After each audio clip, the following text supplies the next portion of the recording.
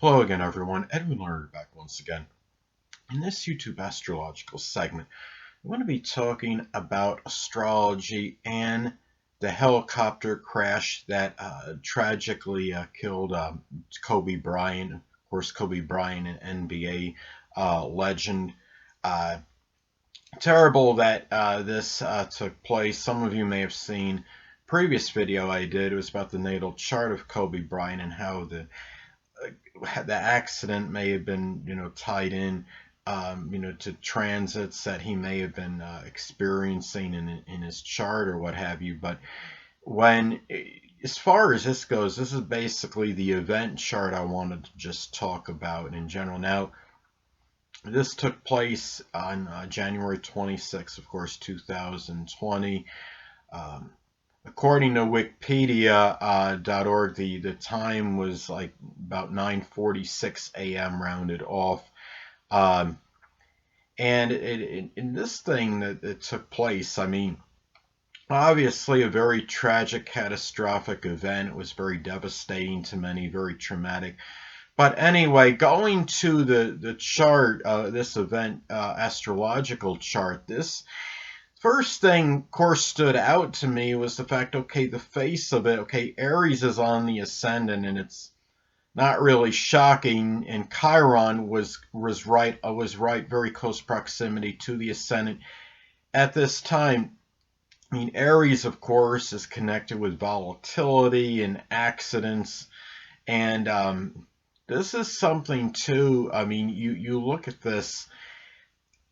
Aries, of course, again being on the ascendant, Chiron being right by the ascendant. Chiron could be connected with wounds and suffering.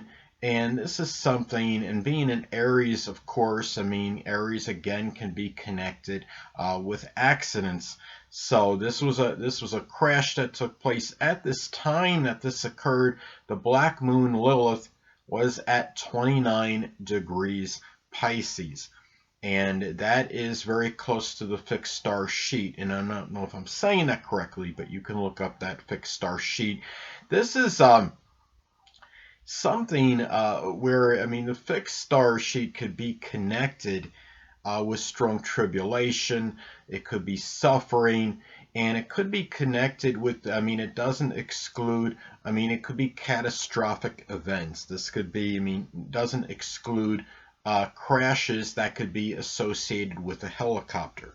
This is, I mean, this is very serious. And of course, the black moon energy could be connected with tribulation and suffering. I mean, this is black moon energy generally tends to be rather negative. And this is, and also too, don't forget, you're talking about black moon being in Pisces at the very end at 29 degrees. 29 degrees in astrology I see as being the full culmination or expression of a sign. Pisces is a sign associated with things that are nebulous, foggy, unclear. You had 29 degrees, the full culmination of this energy, something very dark. And you're talking about the black moon Lilith, and that could be very, of course, very dark energy. And also too, having the black moon Lilith at 29 degrees Pisces, which is by the fixed star sheet, of course, also very close to Chiron, which of course is associated with wounds. And of course, you're looking at in the zodiac sign Aries, connected with accidents and very impulsive and impetuous energy. In this chart as well, and when this, as far as this event chart goes, you had a preponderance of planets on the left side of the chart. Now, this could indicate very independent, self-reliant energy, not really listening to maybe what anybody else may say. I mean, this is very self-motivated energy where you're going to do often, I mean, when people have natal charts and they have the preponderance of their planets on the left side of the chart, it can often indicate people that, again, very self-motivated, that are about not needing coaxing or cajoling from others to do what they want to do. It's very independent, self-reliant energy, not really heeding necessarily the advice of someone else, not going to others for advice on things. Now, this, I mean, when this flight took off, this was, of course, I mean, you had very foggy, obscure conditions. They even had to, if I remember right, they had to go, of course, above the clouds as you know, part because it's mandatory, I guess, or compulsory or something for that, for the, at least in this case, for that helicopter to have gone. That otherwise you could have encountered even more nebulous conditions. When the flight took off, I think it was like 9:06 a.m. according to Wikipedia.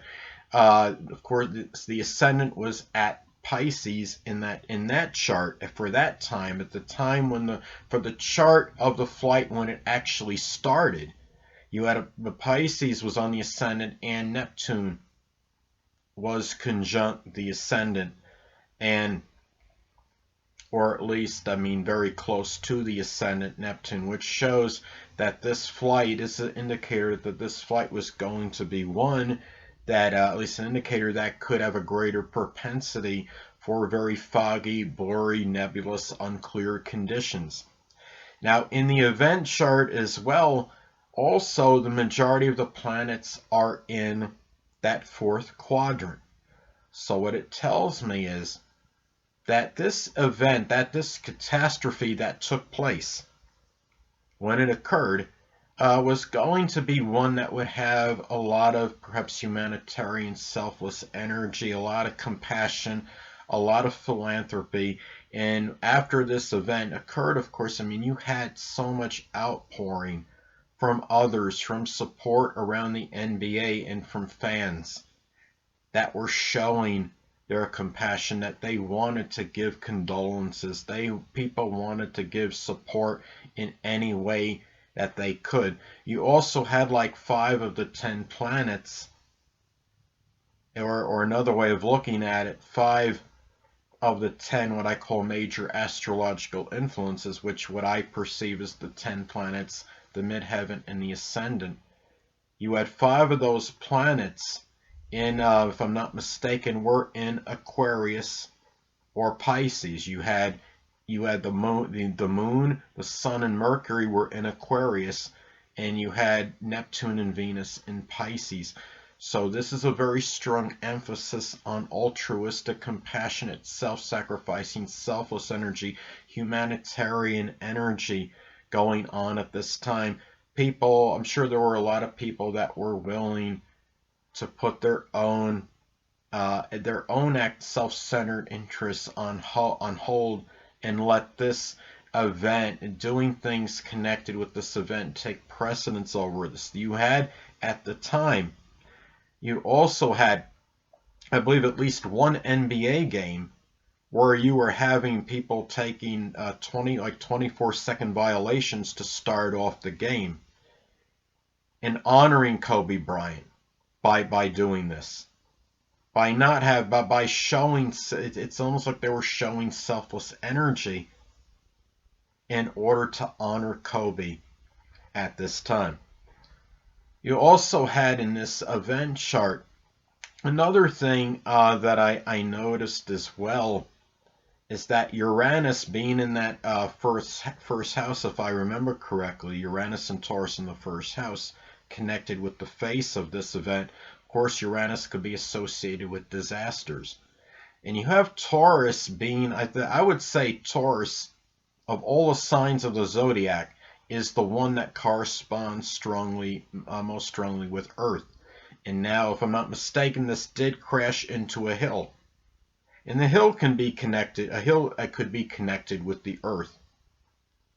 You're talking about, I mean, you know, this is something where you're looking at this chart as well. Sadly, you had the ruler of the 8th house in the 10th house, so it's not surprising that these fatalities, the deaths, were something that was going to get a lot of notoriety and exposure. Mars in Sagittarius in the 9th house. Mars can be connected with accidents. And of course, Sagittarius could be, you know, reckless energy. And ninth house could be sports, so it's something with the sports figure that took place, sadly, or at least a former sports figure, retired NBA legend Kobe Bryant. Now, also too, I mean, you have you have in this case as well, I thought was interesting. You also have, looking at this, you know that data, it was like some data flight recorder was not on there. They said it wasn't compulsory or mandatory and it didn't need to be on board. Now, the thing about this was I noticed some things astrologically in this event chart that might have been tied into this. First of all, if you had Mars in Sagittarius making the opposition, or at least a long opposition, to the third house cusp. Now, third house in astrology can be connected with communication. You have Mars Mars in Sagittarius can be about accidents due to recklessness, due to foolhardy, self-righteous energy. You had this adversarial making the opposition to the third house cusp. So what it tells me is that communication is away. In this case, a communication device is out of reach as far as that accident goes, the event connected with the accident. You also have as well the ruler of the third house is Mercury, of course. I mean, third house is in Gemini on this event chart. The ruler of the third house being Mercury in Aquarius.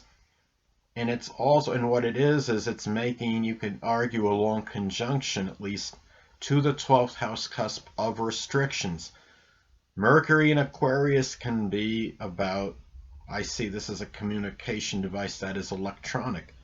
Many communication devices are anyway, but I would say a majority might be electronic or computer related, but when you have it in Aquarius, that even reinforces that energy, I would say.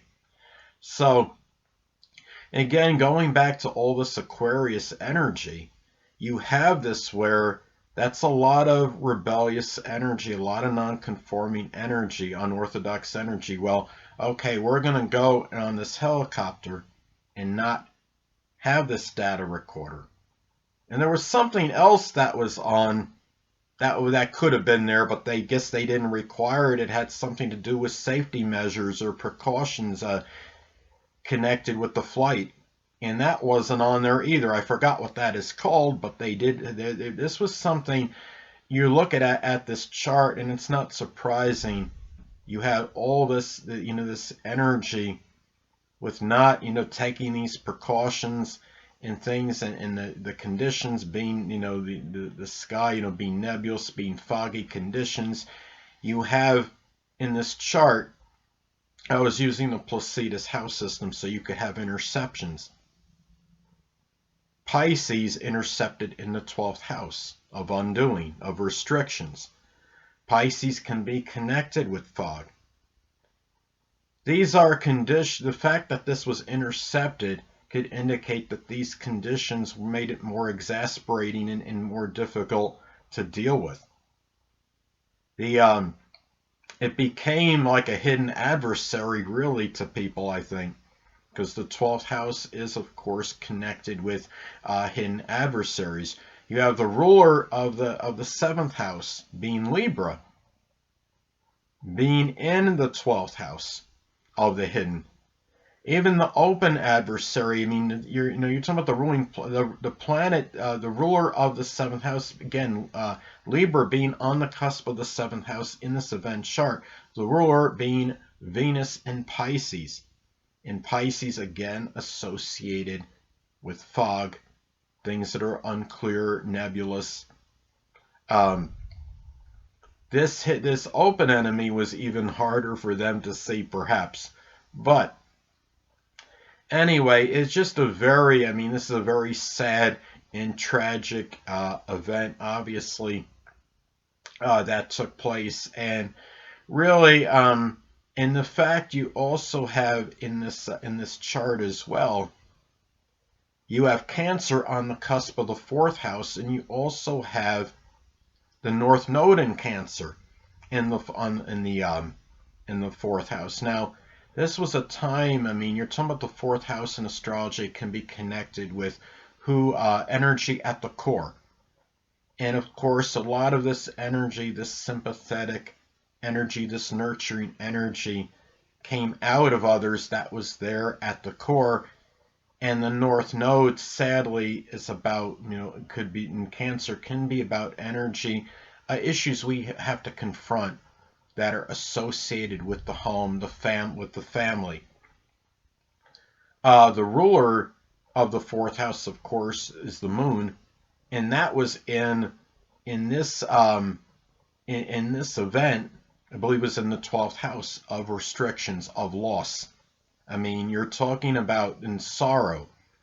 It's not really a shocker as far as that goes, that the ruler of the fourth house being in the 12th house at this time.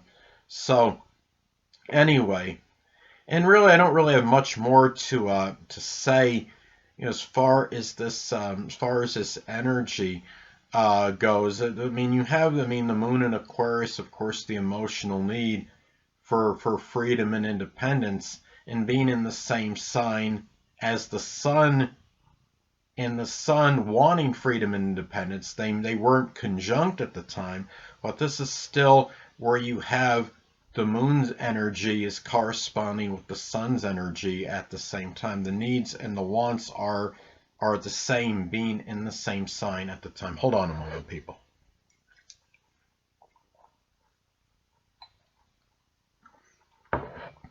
But again, this turned out to be a very, of course, a very tragic event that had occurred, and the thing is, it's something where we have to look at.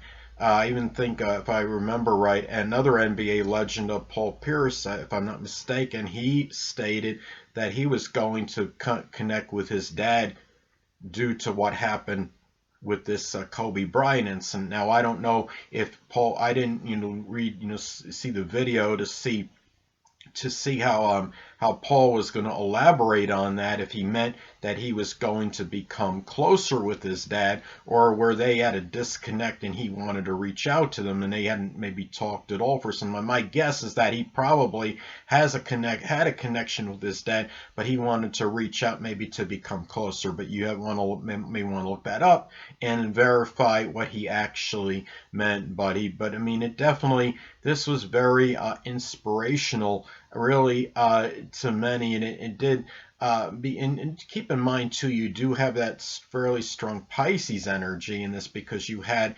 Neptune and Venus being in Pisces, and at the time Venus was conjunct Neptune as well. So this is also, I mean, this shows that love.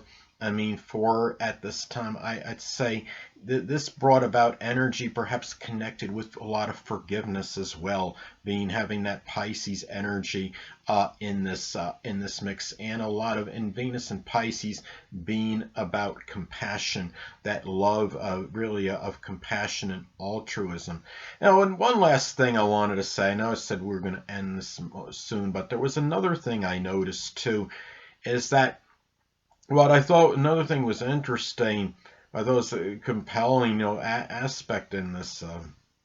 To me, you had Venus making a very a tight square to Mars. Venus in Pisces making a tight square to Mars in this event chart.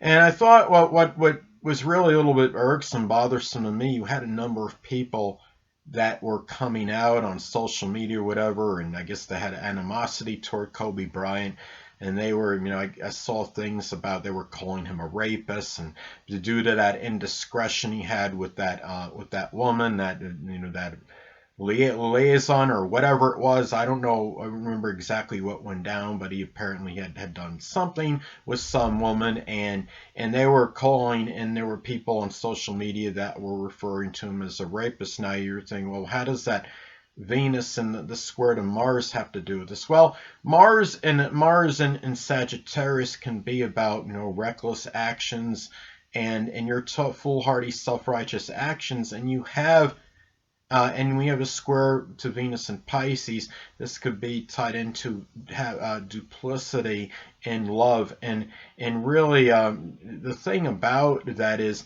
it's almost like this event regurgitated some of that energy.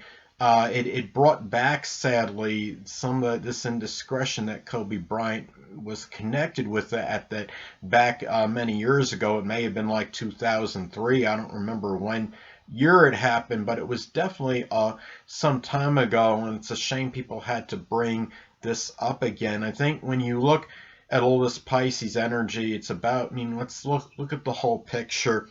There's no infallible person. There's no flawless person. What it is many people are guilty of, have defaults or have done things that were unscrupulous at some point in time. Of course, Kobe Bryant, being who he was, of course, it was magnified and it was under more scrutiny because he was Kobe Bryant. Understandably, when you're somebody that's a prolific athlete, you got to hold yourself more accountable. But he paid his dues. He did what he would. I mean, he did apologize. So that should we have to look at him, people, as looking at the whole picture. He was a legendary NBA player, inspired a lot of people. One of the hardest working athletes, I would say, ever. I mean, you're talking about likely Sun in Virgo. The chart, the 5 p.m. chart's a little bit speculative now, according to Astro.com. So he could still have a Leo sun or a Virgo sun, depending on time of birth. I'm leaning with the Virgo sun, and even if they find out later that his time was a much earlier time, which would give Leo rising, he would still be on the cusp of Virgo, and he still would have Saturn in Virgo. So that's a lot of that hard work. I mean, Saturn in Virgo can be about a lot of laborious work connected with details and analysis, and a lot of laborious effort connected with what you do as far as work goes, which of course he was. He was obviously, to me, he epitomized somebody that was a very hard worker and a person that would be very punctual, timely, show up when he had to.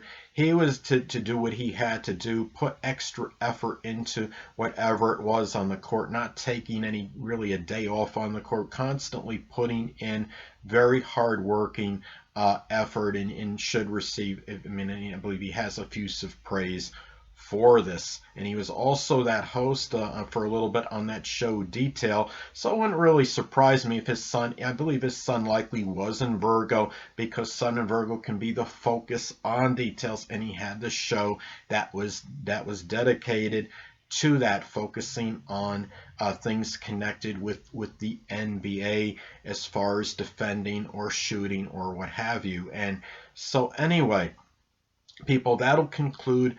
And also, again, as Tony Reali said from ESPN's Around the Horn, he said something like that: there will never be another Kobe Bryant. Well, you know what? I couldn't have said that better myself. I concur. Condolences to the family and friends of Kobe Bryant. If those people any of those people don't see this video, and if you're a friend of any of those people I mentioned, then by all means tell them about this, and about what I said in the video. So anyway, people, that'll conclude this YouTube astrological segment. Until next time, people, Edwin Learnard saying stay well.